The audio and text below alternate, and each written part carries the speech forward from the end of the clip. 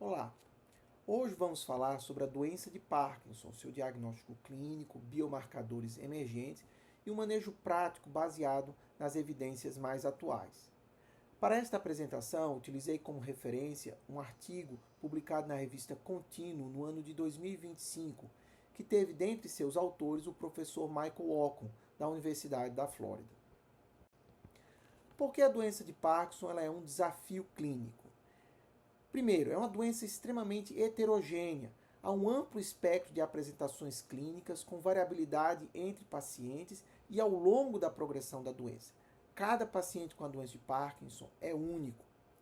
As manifestações elas são múltiplas, envolvem sintomas motores, como tremor, lentidão de movimento, rigidez, e não motores, frequentemente precedendo o diagnóstico da doença de Parkinson por anos. O diagnóstico ele é essencialmente clínico, ainda baseado na avaliação clínica estruturada e sem um biomarcador definitivo. Não há nenhuma terapia que seja verdadeiramente modificadora da progressão da doença. Não há nenhum tratamento comprovado para alterar a progressão da doença até o momento. Todas as opções terapêuticas disponíveis até o momento são para controle ou alívio dos sintomas motores. Um conceito muito importante é a compreensão da diferença entre parkinsonismo e doença de Parkinson. O parkinsonismo é uma síndrome clínica caracterizada pela lentidão de movimento, bradicinesia, associada a um tremor de repouso, rigidez ou instabilidade postural. É como se fosse um grande guarda-chuva e abaixo desse guarda-chuva encontram-se diversas enfermidades que têm dentre os seus sintomas o parkinsonismo. A principal dessas enfermidades é a doença de Parkinson. É a causa mais comum de parkinsonismo, tipicamente responsivo à levodopa e com uma progressão clínica muito característica. Entretanto, há diversos diagnósticos diferenciais, como parkinsonismo atípico, parkinsonismo vascular, parkinsonismo induzido por drogas, demência com corpos de Levy. Essas situações clínicas, ao lado da doença de Parkinson, estão embaixo desse guarda-chuva que nós chamamos de parkinsonismo.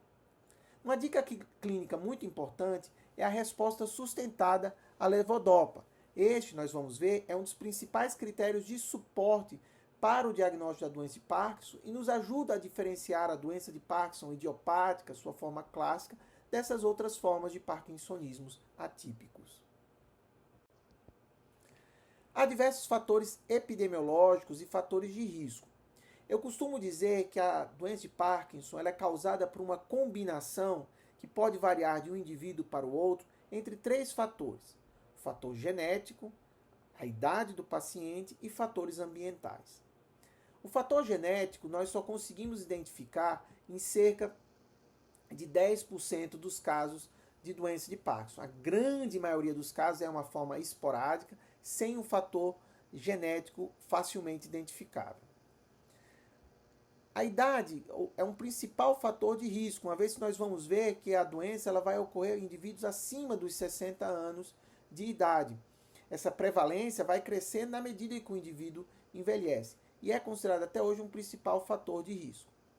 O fator ambiental, há diversos elementos, há diversos fatores de exposição ambiental que podem predispor o desenvolvimento da doença de Parkinson, como, por exemplo, exposição a pesticidas, herbicidas, pessoas que residem em área rural e consomem água de poço, água não filtrada, tudo isso como funciona como fator de risco para desenvolvimento. Dentre esses elementos epidemiológicos, eu destaco alguns. Por exemplo, os homens eles apresentam um risco 1,5 vezes maior do que mulheres para desenvolver a doença de Parkinson. É diferente da doença de Alzheimer, em que há um predomínio feminino. A doença de Parkinson é uma doença em que predomina homens. O exercício físico é considerado hoje um dos principais fatores de proteção para a doença de Parkinson. A atividade física regular ela demonstra um efeito neuroprotetor extremamente consistente. Há algumas curiosidades muito interessantes de comportamentos nutricionais, como por exemplo o consumo do café. Esse é um fator que está associado a um menor risco em múltiplos estudos epidemiológicos. Então, tomar café é um fator que pode nos proteger na doença de Parkinson. Dentre esses elementos de estudo, um dos mais importantes é o eixo intestino-cérebro. Há diversas evidências emergentes que nos ajudam a compreender melhor o processo de fisiopatogenia da doença. A constipação precoce, ela pode preceder o aparecimento dos sintomas motores na doença de Parkinson em até 20 anos. A grande maioria dos pacientes com doença de Parkinson, eles têm uma disbiose intestinal. Existe uma alteração na microbiota desses indivíduos, ou seja, a flora intestinal do paciente com a doença de Parkinson é diferente da flora intestinal daquele que não tem a doença de Parkinson. Estudos do início dos anos 2000, feito pelo casal de patologistas Braak, identificou a alfa-sinucleína, que é um dos marcadores do processo de fisiopatogenia da doença de Parkinson, no sistema nervoso entérico, sugerindo que em alguns indivíduos o processo neurodegenerativo ele não começa no sistema nervoso central, mas vai começar no plexo mioentérico da mucosa intestinal. Ou seja, é como se a doença ela viesse da periferia para o sistema nervoso central. E por que é muito importante a compreensão do papel desse eixo intestino-cérebro na doença de Parkinson? Porque há diversas implicações futuras, possíveis alvos terapêuticos, ainda sem intervenções que sejam modificadoras. Quando é que nós investigamos fatores genéticos na doença de Parkinson? Nós consideramos alguns elementos para realizar esse tipo de investigação. Pacientes que têm um início muito precoce, há uma certa discrepância do que consideramos doença de Parkinson de início precoce. Alguns estudos consideram abaixo de 50 anos, outros abaixo de 40 anos. Mas quando as doenças ela começa em indivíduos mais jovens, isso pode ser um fator para nos motivar à investigação de um elemento genético. É claro que um histórico familiar, múltiplos familiares afetados, isso sugere um padrão hereditário, que pode ser de herança autossômico recessiva ou de herança autossômico dominante. Há alguns aspectos de etnia. Por exemplo, os judeus Ashkenazi, eles têm a maior predisposição de serem carreadores de variantes no gene da GBA, que está associada à doença de Gaucher. As pessoas que são do norte da África, da região chamada do Maghreb, eles também têm o maior risco de apresentarem variantes patogênicas no gene LRK2. Fenótipos atípicos. Pacientes que têm um quadro de parkinsonismo complexo, ou seja, aqueles que têm uma bradicinesia, tremor, rigidez, mas estão associados a sintomas mais complexos, como a distonia, a ataxia, a mioclonias, epilepsia. Isso nos faz pensar que possa ter um fator genético e seja uma doença mais complexa, levando ao parkinsonismo. Existem alguns genes que são chaves na nossa prática clínica. O gene LRK2, antigo PARC8, é a causa mais comum de doença de Parkinson familiar, tem um padrão de herança autossômico dominante e não conseguimos distinguir os indivíduos que carregam essa mutação daqueles indivíduos que têm a forma clássica da doença de Parkinson e não têm mutação. Existe o gene PRKN, que codifica uma proteína chamada parquina. Ele é a principal causa de doença de Parkinson juvenil. Essa tem um padrão de herança autossômico recessivo, causando formas de início muito precoce, inclusive antes dos 40 anos de idade. São formas que têm uma sensibilidade muito grande à levodopa e podem ter a distonia dentre as suas apresentações iniciais. Outro gene importantíssimo é o GBA, que é considerado atualmente o principal fator de risco genético, ou seja, variantes nesse gene são os principais, são considerados o principal fator de risco para o desenvolvimento da doença de Parkinson. E indivíduos com essas variantes, eles costumam ter uma progressão clínica mais rápida e uma maior predisposição ao declínio cognitivo precoce. O aconselhamento genético é muito importante. O paciente precisa ser avaliado por um especialista antes de solicitar os testes, uma vez que não temos terapêuticas que sejam direcionadas a partir do diagnóstico genético. Apesar de há uma discussão se indivíduos que carregam variantes do gene GPA têm o maior risco de declínio cognitivo após a implantação da estimulação cerebral profunda. Mas como é feito o diagnóstico da doença de Parkinson? O diagnóstico ele é clínico, baseado nos critérios da Movement Disorder Society, da MDS, de 2015. Os critérios da MDS eles permanecem até hoje como um padrão ouro para o diagnóstico clínico e são baseados em sinais cardinais clássicos. O critério obrigatório é a bradicinesia, lentificação e decremento da amplitude ou da velocidade em movimentos repetitivos, que pode estar associada a pelo menos mais um outro, como o tremor de repouso, que é tipicamente assimétrico, afetando os membros superiores, padrão de contar moeda, frequência de 4 a 6 Hz, ou uma rigidez muscular, que é um padrão de roda denteada ou plástica, ou rigidez plástica. O diagnóstico ele ainda hoje é clínico, baseado na história, no exame neurológico, e nós não precisamos de exames complementares. É claro que esses critérios, pelo menos a presença desses critérios obrigatórios, nos permite um diagnóstico de um parkinsonismo. E como é que nós conseguimos distinguir e chegar à conclusão que é doença de Parkinson? Isso depende dos critérios de suporte de diagnóstico, né? Um deles, e eu considero um dos mais importantes, é a resposta à levodopa. Uma melhora clara, sustentada dos sintomas motores com a levodopa é considerado um dos sintomas mais robustos para o diagnóstico da doença de Parkinson. Além disso, os indivíduos que utilizam a levodopa, eles podem desenvolver discinesias, habitualmente no pico de dose da levodopa, indicando uma sensibilidade daquele sistema motor à dopamina. Além disso, a presença da tremor de repouso na sua forma clássica, um tremor assimétrico, numa frequência de 4 ou 6 Hz, que melhora com o movimento. Isso são elementos que nos ajudam a reforçar clinicamente o diagnóstico da doença de Parkinson. Há alguns outros dados que nos apontam, como, por exemplo, a possibilidade da doença de Parkinson, que é a anosmia, que é a perda do olfato, presente em mais de 90% dos pacientes e pode preceder os sintomas motores em décadas. Existem alterações na inervação miocárdica, uma cintilografia com esse radiotraçador, o MIB-G, mostrando uma redução de captação, indica uma desnervação simpática cardíaca, e isso pode ser um critério de suporte importante para o diagnóstico da doença de Parkinson. A presença desses múltiplos critérios de suporte, ele aumenta significativamente a certeza diagnóstica, especialmente nas fases iniciais da doença. Então, nós vamos ter critérios obrigatórios, que nos permitem um diagnóstico de parkinsonismo, e vamos ter os critérios de suporte, dos quais eu destaco particularmente a resposta à levodopa. Além disso, há sinais de alerta, os red flags, que nos fazem pensar não em doença de Parkinson, mas em parkinsonismos atípicos.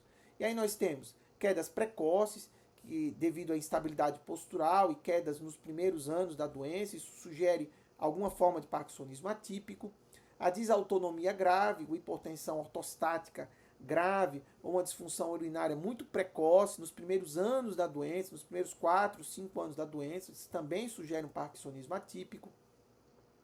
Alterações da motricidade ocular, particularmente uma limitação do olhar na mirada para baixo, isso é típico de uma forma de parkinsonismo atípico, que é a paralisia supranuclear progressiva. Pacientes que têm uma progressão muito rápida, uma deterioração acelerada em meses, sugere uma forma de parkinsonismo atípico ou secundário. Eu até costumo dizer, um paciente que chega nos primeiros 5 anos para uma avaliação de um quadro de um parkinsonismo já está em cadeira de rodas, em doses adequadas de levodopa, isso nos faz pensar na possibilidade de um parkinsonismo atípico. A doença de Parkinson clássica ela é assimétrica. Então, se há uma simetria inicial, sintomas bilaterais desde o início, isso não é comum e nos faz pensar também em alguma forma de parkinsonismo atípico. Assim como alterações cognitivas muito precoces. Um declínio cognitivo nos primeiros anos de doença, nos primeiros 2 anos, não é compatível com a doença de Parkinson. Então, fazendo um fechamento para o diagnóstico, a gente vai ter critérios obrigatórios, vamos ter critérios de suporte, vamos ter sinais de alerta e, por fim, alguns critérios de exclusão absoluta. Indivíduos que têm o DAT-SPECT, que é um exame de neuroimagem funcional, aqui no Brasil nós temos o SPECT contra o DAT, e ele avalia o transportador de dopamina. Se o transportador de dopamina está preservado, isso exclui a possibilidade de um parkinsonismo neurodegenerativo. Além disso, a presença de uma ataxia cerebral franca, isso não é compatível com a doença de Parkinson clássica. A ausência de resposta à levodopa. Eu costumo dizer que todo paciente com doença de Parkinson ele responde à levodopa em algum grau. a ausência de melhora em indivíduos que estão utilizando a levodopa em doses adequadas, doses acima de 600 miligramas ao dia por um período de 3 meses ou mais, isso é um sinal de que provavelmente não estamos diante de um parkinsonismo na doença de Parkinson. Apraxia cortical, que são alterações em capacidade de realizar tarefas motoras que já foram aprendidas, como por exemplo vestir-se, usar talheres. A apraxia de membros, ela sugere uma forma de parkinsonismo atípico, que é a degeneração córtico-basal. A presença de qualquer um desses critérios de exclusão deve levantar a suspeita de que nós não estamos diante de um diagnóstico de doença de Parkinson, mas de alguma forma de parkinsonismo atípico. Falei tanto da resposta à levodopa, mas nós devemos ter cuidado de como fazer o teste terapêutico com a levodopa. Como é que nós fazemos ele corretamente? Primeiro, nós devemos utilizar uma dose adequada, minimamente 600 mg de levodopa ao dia, por um período de pelo menos 3 meses. Precisamos ver como resposta clínica a melhora de sintomas que vão muito além do tremor. Por quê? O tremor ele é um sintoma resistente à levodopa. Até para melhorá-lo, precisamos de doses muito altas, ao contrário da bradicinesia ou da rigidez. Nós devemos considerar, muitas vezes, a ausência de resposta à levodopa, porque a levodopa não está sendo absorvida. Os pacientes com doença de Parkinson eles têm uma diminuição da motilidade intestinal. Então, muitas vezes, ele não está tendo um benefício da levodopa porque ela não está sendo adequadamente absorvida. É muito importante sempre documentarmos de uma maneira objetiva, utilizando escalas como, por exemplo, a parte 3, que é a parte motora da escala da MDS. Se houver alguma falha terapêutica, mesmo em dose adequada, nós devemos sempre investigar a questão da gastroparesia para descartar a possibilidade de uma doença de Parkinson. E se isso foi absolutamente descartado e não tem resposta, aí nós pensamos numa possibilidade de um parkinsonismo atípico. A doença de Parkinson ela tem diferentes fenótipos motores e isso, de certa forma, tem uma implicação prognóstica. A caracterização desse fenótipo motor nos auxilia na predição do curso e numa orientação terapêutica individualizada. Existem aquelas formas em que predomina o tremor de repouso é a manifestação clínica principal. Geralmente essas formas têm uma progressão mais lenta, com menos declínio cognitivo ao longo do prazo. Existem aquelas formas que são mais rígido-acinéticas, a bradicinesia e a rigidez são sintomas dominantes, com menos tremor, é associada a um maior risco de declínio cognitivo e costumam ter uma progressão motora mais rápida. E existe ainda aquelas formas que têm uma instabilidade postural e um transtorno da marcha muito precoce. E esses indivíduos eles costumam ter um pior prognóstico, com maior risco de quedas e até mesmo de institucionalização. Além dos sintomas motores, a doença de Parkinson ela tem diversos sintomas não motores, que podem ter um início precoce e um alto impacto clínico na evolução da doença. Os sintomas não motores, eles frequentemente precedem as manifestações motoras em anos e têm um impacto maior na qualidade de vida dos pacientes do que os sintomas motores. Por exemplo, antes do aparecimento do tremor ou da rigidez, que nós chamamos de uma fase prodrômica, podemos encontrar constipação, comprometimento do olfato, alterações do sono, particularmente o transtorno comportamental do sono REM. Esses sintomas eles podem preceder o diagnóstico da doença de Parkinson em 10, 20 anos. No início da doença é muito comum alterações comportamentais como ansiedade, depressão, assim como alguns desses indivíduos têm fadiga e as alterações do sono elas ficam muitas vezes mais marcantes. Na fase intermediária da doença é que começam a surgir sintomas que são mais típicos de algumas formas de parkinsonismo atípico, como disfunção autonômica, dor refratária, uma sudorese, uma cialorreia, que é um excesso de saliva por dificuldade de deglutição. E já nas fases mais avançadas, indivíduos com 20 anos ou mais de doença, nós podemos encontrar alterações cognitivas graves, causando demência, psicose, uma dificuldade grande da deglutição.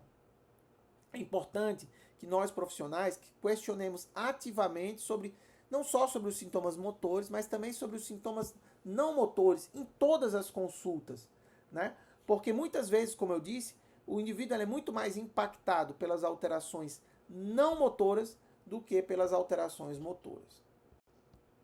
Algo muito interessante que vem crescendo é o uso de biomarcadores biológicos da doença de Parkinson. O processo neurodegenerativo da doença de Parkinson muitas vezes está associada a alterações na funcionalidade e acúmulo da alfa-sinucleína, e tem se buscado estratégias para medir ou identificar essa alfa-sinucleína em diversos tecidos corporais. Existe a possibilidade de realização de biópsia de pele, que leva à detecção de alfa-sinucleína fosforilada em fibras cutâneas nervosas. Isso possui uma sensibilidade acima de 90% para o diagnóstico da doença de Parkinson. Outra metodologia que cresceu muito no último ano são os ensaios de amplificação em tempo real em tecidos ou material como o líquor, que tem uma alta especificidade para o diagnóstico de sinucleinopatias. Essa metodologia chegou recentemente ao Brasil. Mas o que nós devemos entender é que até o momento, embora isso nos permita mudar um pouco de um diagnóstico puramente clínico para um diagnóstico biológico da doença, e existem algumas pessoas até que querem utilizar o termo de doença da alfa-sinucleína neuronal, eles ainda não podem ser utilizados de uma maneira ampla na prática. Quando é que nós vamos considerar o uso, a pesquisa da alfa-sinucleína em tecidos corporais? Naquelas formas de apresentações mais atípicas, um parkinsonismo sem red flags, mas que também não tem uma resposta clara à levodopa, uma necessidade de confirmação ou de acompanhamento para ensaios clínicos, particularmente ensaios que possam ter modificação de progressão da doença, em casos em que o diagnóstico diferencial é muito complexo, né? E repito, aqui é algo que é muito restrito, ainda de alto custo, que não aplicamos na nossa prática do dia a dia. A neuroimagem nós realizamos com muita frequência, mas o que ela realmente ajuda? A ressonância magnética de encéfalo estrutural, ela nos ajuda a excluir causas secundárias de parkinsonismo, como parkinsonismo vascular, parkinsonismo associado a uma hidrocefalia crônica ou a um tumor. Eventualmente, pode nos ajudar também a diferenciar da doença de Parkinson, que não costuma ter alterações na ressonância magnética de encéfalo estrutural clássica, né? Das formas de parkinsonismo atípico. Hoje, com a melhoria da metodologia, né, e com máquinas que permitem a reconstrução de imagens mais refinadas, temos estudado algumas porções da substância negra através de ressonância magnética, que é a neuromelanina e o nigrossomo, e alterações nessas estruturas podem nos ajudar a identificar precocemente algum parkinsonismo neurodegenerativo. Mas o diferencial entre doença de Parkinson e suas formas clássicas depende de outras alterações anatômicas. O exame de neuroimagem funcional, como o DAT-SPECT, aqui no Brasil nós temos o SPECT contra o DAT, nos ajuda a diferenciar o parkinsonismo neurodegenerativo de não degenerativo. Ele é muito útil para distinguir o diagnóstico da doença de Parkinson, das formas de parkinsonismo atípico, assim como de tremor essencial ou parkinsonismo induzido por drogas. É importante lembrar que essas alterações na substância negra, alterações no exame de neuroimagem funcional, não nos ajuda a diferenciar a doença de Parkinson das formas atípicas. Pode nos ajudar, no caso da neuroimagem funcional, para o diagnóstico diferencial entre a doença de Parkinson, tremor essencial ou parkinsonismo induzido por drogas. Mas o futuro envolve muito a questão da inteligência artificial. Isso é uma ferramenta promissora. Diversos algoritmos de aprendizado de máquina identificam padrões sutis de atrofia, de alterações de substância negra e potencializa um diagnóstico mais precoce e até subtipos da forma da doença de Parkinson. É algo que possa ter uma aplicação maior no futuro, né? Apesar disso, lembrando, para o critério de diagnóstico da doença de Parkinson, nós não precisamos de exame de neuroimagem estrutural nem de exame de neuroimagem funcional do cérebro. Como é que nós realizamos o tratamento motor? O manejo medicamentoso ele deve ser individualizado, considerando a idade, gravidade dos sintomas, o impacto funcional e a preferência do paciente em termos de qual medicamento utilizar. Algo que é muito importante, nunca atrasar o início da levodopa. Iniciar a levodopa quando há um impacto funcional, sobretudo se esse impacto ele é significativo. E não importa a faixa etária do paciente. Pode ser um indivíduo jovem, pode ser um indivíduo mais idoso, mas a levodopa ainda é o tratamento mais potente para a doença de Parkinson. Não precisamos ter medo da levodopa. Não há nenhuma evidência de toxicidade ou de aceleração de progressão da doença em razão do uso da levodopa pelos pacientes. É claro que toda escolha terapêutica deve ser uma decisão compartilhada. Cada medicamento tem os seus riscos, tem seus benefícios e expectativas. Tudo isso deve ser muito bem alinhado entre nós, profissionais de saúde, e o paciente e seus familiares. Como eu havia dito, a levodopa ela permanece como o medicamento mais eficaz para os sintomas motores e com melhor perfil benefício-risco. A monoterapia com agonistas dopaminérgicos ou inibidores da MAO pode até ser considerada em indivíduos mais jovens, mas na dúvida podemos utilizar a levodopa em todas as fases da doença. Esse receio, uma levodopofobia, é muito baseado em mitos, né? Diversos estudos já mostraram que a ideia de postergar a levodopa não previne a ocorrência das flutuações motoras, que é o fenômeno de encurtamento de dose, e as discinesias. E a ausência da levodopa pode claramente prejudicar a qualidade de vida do indivíduo. Já para manejo, a escolha, né, o manejo dessas flutuações motoras, há diversas estratégias. Nós temos duas flutuações, o wearing off, que é o fenômeno de encurtamento de dose, e as discinesias, são aqueles movimentos involuntários induzidos pelo pico da levodopa. Então, as estratégias para o wearing off passam muito por reduzir o intervalo medicamentoso, administrando a levodopa a cada 3, 4 horas, em vez de cada 4, 6 horas. Podemos associar um inibidor da catecol-metiltransferase. Não temos aqui no Brasil, atualmente tem dados de preferência pelo opicapone, que ainda não é disponível no Brasil, é dose única diária. Aqui no Brasil nós temos o entacapone. Podemos utilizar ainda um inibidor da monoaminoxidase. Aqui no Brasil nós temos selegilina, rasagilina, safinamida, que podem prolongar o período ON, já que reduzem o metabolismo da dopamina. Existe ainda a possibilidade de associarmos agonistas dopaminérgicos. Aqui no Brasil nós temos dois, a rotigotina na forma de adesivo e o pramipexol, e eles podem ser úteis para otimizar a dose, né, da levodopa, fazendo com que ela dure mais tempo. Já para as discinesias, né, que muitas vezes ocorrem por um excesso de levodopa, um dos caminhos é ajustar a dose, reduzir a dose individual da levodopa, também fracionando, né, doses menores em intervalos de tempos menores. A amantadina é o único medicamento com uma evidência para a redução das discinesias. A gente começa com doses baixas, 100 mg, mas pode chegar a 400 mg ao dia. E nos indivíduos que nós tentamos esse manejo e são mais refratários, nós começamos a considerar a possibilidade de uma terapia mais avançada, né, como a estimulação cerebral profunda ou as terapias infusionais com a fosfolevodopa, que deve chegar ao Brasil no ano de 2026. Para o tratamento de sintomas não motores, nós nos baseamos muito nas estratégias mais gerais. Não existe um tratamento ainda que seja muito específico para a levodopa. Talvez a única exceção é para os sintomas de psicose. Existe esse medicamento, a pimavanserina, que já foi aprovada nos Estados Unidos, ainda não é aprovada para comercialização aqui no Brasil, e que ele é um medicamento para o tratamento de psicose no paciente com doença de Parkinson.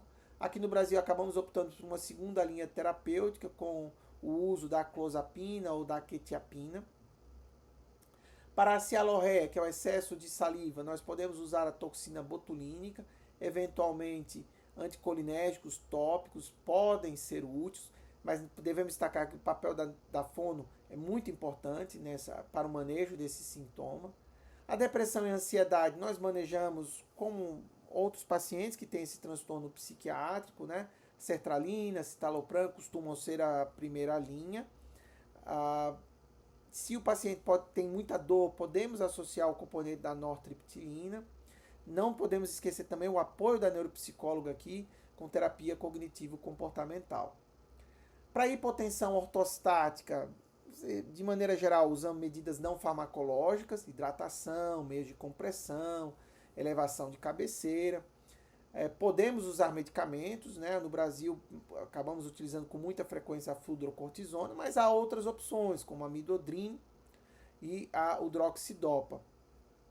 E obviamente, se está havendo hipotensão, a gente deve verificar os medicamentos antihipertensivos que o indivíduo usa.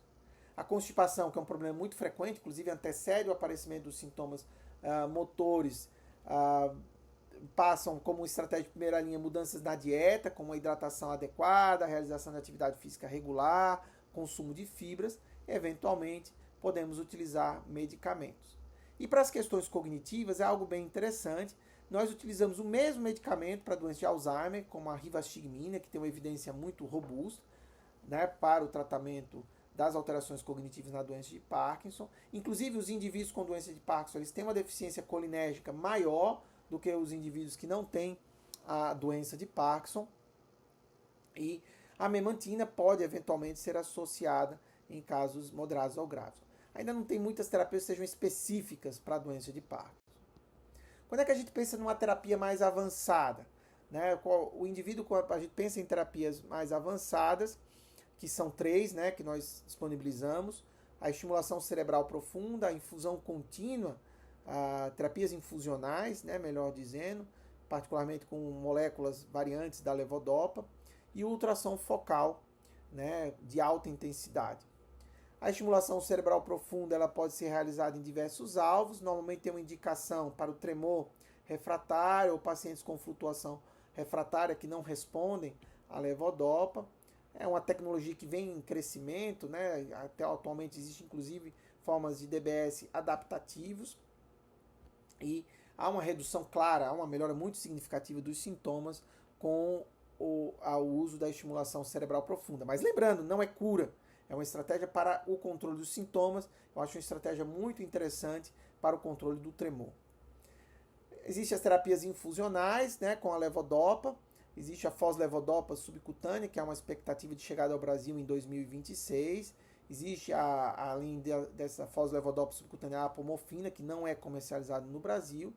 Também auxilia muito em flutuações complexas, né, flutuações motoras que são difíceis de manejar, e particularmente aqueles indivíduos que não são bons candidatos para levodopa, aqueles com idade mais avançada, têm receio do procedimento cirúrgico, né, ou tem alterações estruturais que não permitem um implante do DBS, enfim. Aquele indivíduo que poderíamos considerar a terapia com DBS, mas que tem alguma contraindicação para ela, pode se beneficiar das terapias infusionais. O ultrassom focal de alta intensidade chegou recentemente ao Brasil, no ano 2025. Né? Tem como alvo principal o tálamo para o tratamento do tremor. É uma estratégia semi-invasiva, digamos assim, não há cortes, mas ela promove uma lesão numa estrutura cerebral. É muito interessante para tremores. Né? Na doença de Parkinson, hoje tem 2 indicações, né? O tremor essencial e o tremor da doença de Parkinson, mas tem sido estudado diversos alvos além do tálamo e com indicações para outros sintomas da doença de Parkinson, como bradicinesia e rigidez. Então talvez venha aí também a ser uma alternativa para aqueles pacientes que não têm uma indicação para a estimulação cerebral profunda.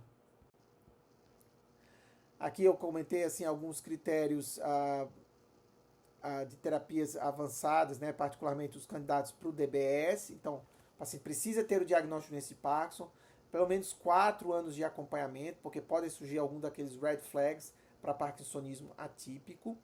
Né? Não costumamos, a idade não é uma contraindicação, mas evitamos cirurgia em pacientes acima de 75 anos, por questões de risco cirúrgico. O indivíduo candidato ele tem que ainda responder à levodopa, pelo menos 30% de resposta, quando comparamos a escala motora dele antes e após a tomada da levodopa, para ser um bom candidato, ele tem que melhorar pelo menos 30% e não ter alterações cognitivas ou alterações psiquiátricas descompensadas ou não tratadas.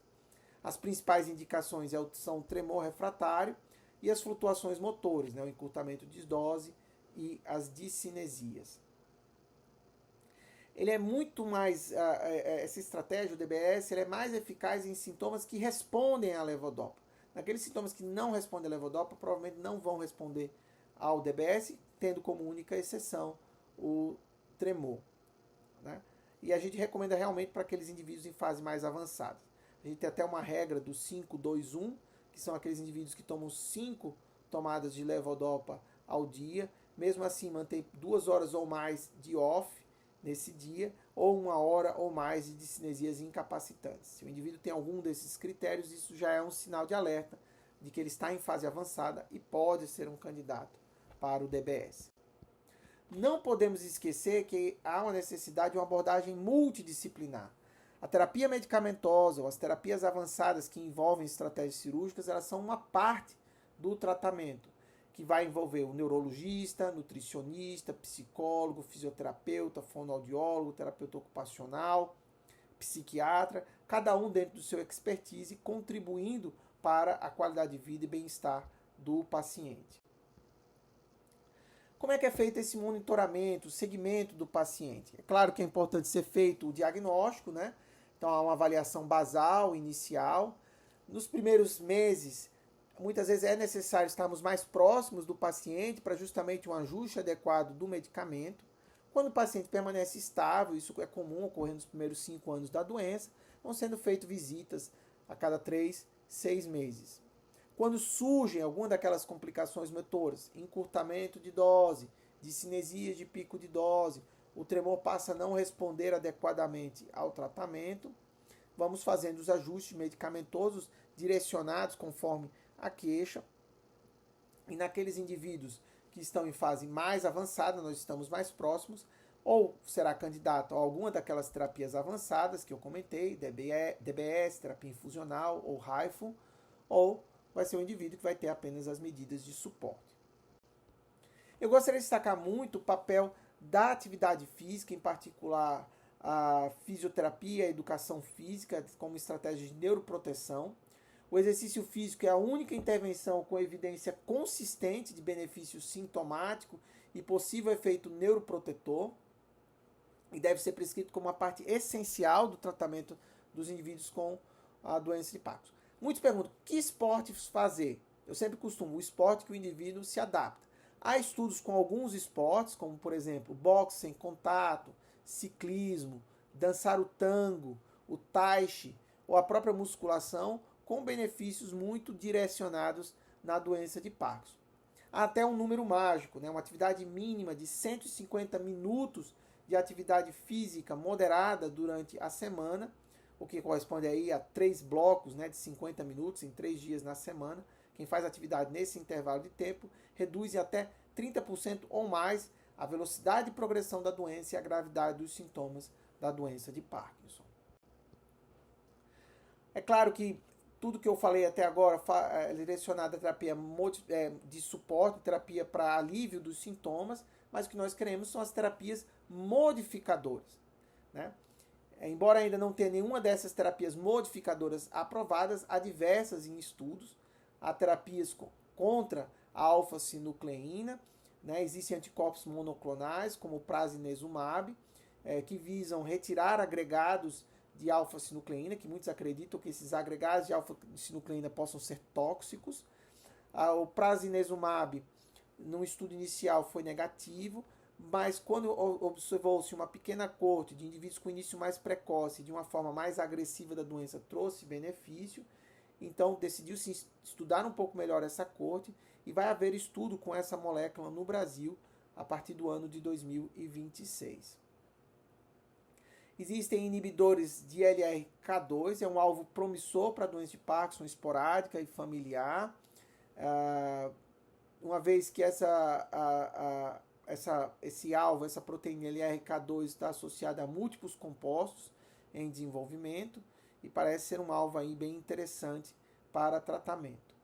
Existem as terapias gênicas, né, vetores virais com genes neuroprotetores, transportando fator neurotrófico ou neuturina.